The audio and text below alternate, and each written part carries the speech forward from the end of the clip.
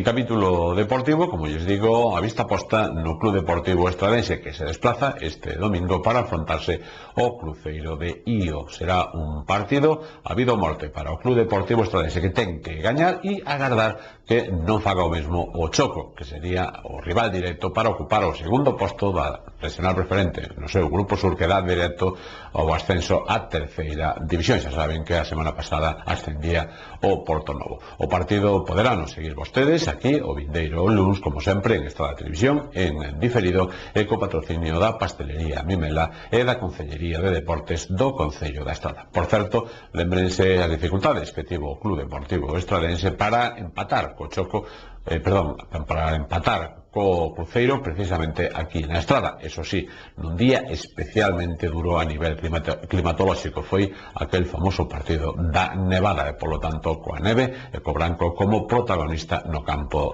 da Bayuca. Imos a lembrar precisamente os últimos xa minutos dese partido que se disputaba aquí na Bayuca. O propio Vicente que sacará cando o árbitro autorice, posto que había outro balón dentro de campo e polo tanto houve que devolverlo. Aí foi xa o saque de peiteado atrás, vai colgar a Guti, non lle salou ben a Guti, pero o balón queda suelto para Unai, meteu dentro, dándose a media volta e chapou sen maiores consecuencias David. Isto está visto para sentencia, pero ainda queda o tempo que decida descontar o colexiado para que o Club Deportivo Estradense poida chegar á portería, pero atención que sin descuidarse nunca diante de un Cruceiro de Ío que lóxicamente sabe que agora mesmo xoga a favor de cronómetro.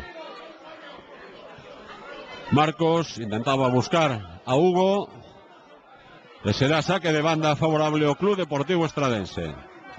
Sacou Hugo, Amoedo, douse a volta, marchouse ben Amoedo, último en tocar foi Darío, e novo lateral favorable ao Club Deportivo Estradense. Pepe Rico, que recibía de Amoedo, recortou, buscou de novo Amoedo, está tapado, ten por detrás a Rico, intenta irse para buscar o centro, sacou uno ca perna zurda e botou na fora directamente agora a defensa de Cruceiro.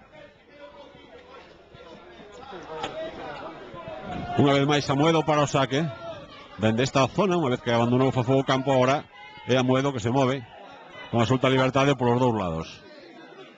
O envío hacia Vicente, o intento de marcharse de Vicente, de dous homes, intentou sacar o centro, chegou tamén dende atrás para forzar o córner agora Unai, e será o córner, e tamén me dá a minha impresión que a última opción do Club Deportivo Estradense de partido.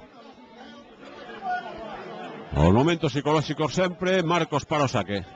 Aí vai. O envío de Marcos, Pepe Rico metía a cabeza, chega para Amoedo, cortou a defensa.